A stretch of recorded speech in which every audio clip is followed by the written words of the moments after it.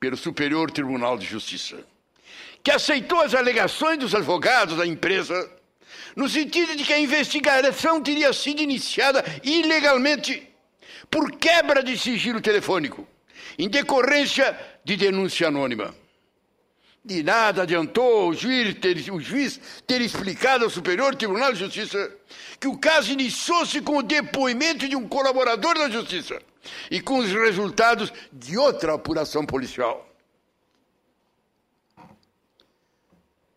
Sobre a suspensão da investigação no Castelo de Areia, a revista Carta Capital publicou na edição de 20 de janeiro um editorial assinado pelo destacado jornalista Mino Carta.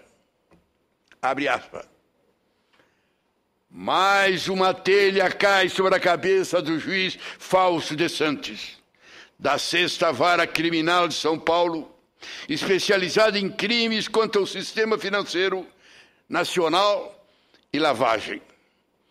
Dia 11, o juiz aceitou a denúncia do Ministério Público Federal, amparado pela investigação da Polícia Federal contra 3 diretores da Camargo Correia, por lavagem precedida por evasão de divisa. Dia 14, o Superior Tribunal de Justiça paralisou a ação. Depois de ressaltar que o destino inescapável levou o juiz a tomar decisões que atingiram enormes interesses econômicos e políticos, o edital da conceituada revista acrescenta: Fausto de Santos é jovem magistrado, de figura elegante, palavras bem medidas, raramente revela alguma tensão ao apressar a fala sem elevar o tom. Sua dedicação ao mistério está fora da mais pálida dúvida, bem como sua competência e integridade. O juiz não vive, porém, dias sossegados, alvo de inúmeros procedimentos administrativos e de acusações e ironias de pares e escribas, sem falar do confronto que teve de sustentar com o presidente do Supremo Tribunal Federal, Gilmar Mendes, quando das prisões do banqueiro Daniel Dantas, confronto perdido, como se sabe, pelos 2 habeas corpus concedidos ao banqueiro, graças à decisão de Mendes, tão imperiosas quanto descabidas, diz Mino Carta. Ainda um outro processo com grande repercussão na mídia, submetido ao juiz de Santos. Trata-se do conhecido caso MSI e Corinthians, que investiga uma nebulosa parceria entre o Clube de Futebol Paulista e uma multinacional de investidores, a MIS, comandada pelo magnata russo Boris Berezovsky, uma das figuras mais controvertidas do comunismo, uma das figuras mais controvertidas do capitalismo pós-soviético, que após o colapso do comunismo enriqueceu com as privatizações do regime de Boris Yeltsin.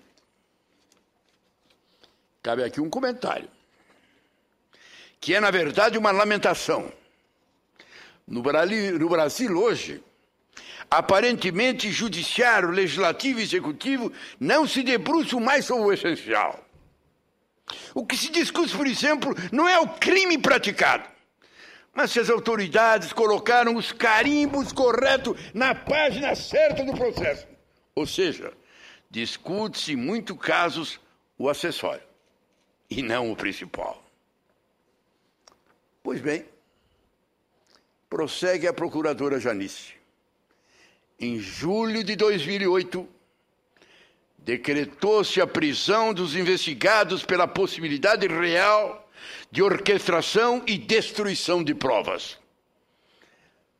A prisão preventiva do cabeça da organização foi criteriosamente determinada em sólida decisão, embasada em documentos e em fatos confirmados nos autos, como a grande soma de dinheiro apreendida com os investigados, provando ser hábito do grupo o pagamento de propina a autoridades. Apesar de tantas evidências, o presidente do Supremo Tribunal Federal revogou a prisão por 2 vezes, em menos de 48 horas.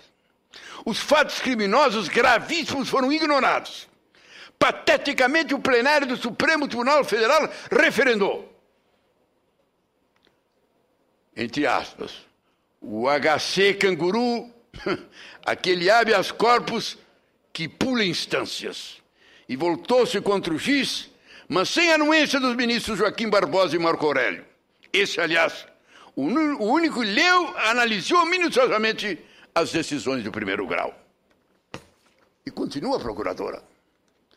Iniciou-se um discurso lendário, inconsequente e retórico, para incutir por repetição a ideia da existência de um terrível Estado policialesco e da Grampolândia brasileira uma falação histriônica a partir de um grampo que jamais existiu. Eu lembro muito bem desse episódio, pelo tanto que ele acirrou a discussão entre os juristas brasileiros. Aliás, trata-se de uma decisão inusitada e preocupante do presidente do Supremo.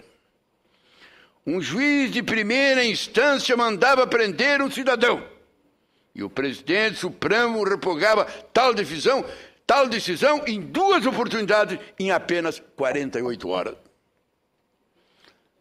Ali eu me perguntei, será que em outros países é assim? Será que na França, nos Estados Unidos, um ministro da Corte Suprema revoga a decisão do juiz e dá em seguida declarações bombásticas contra esse mesmo magistrado?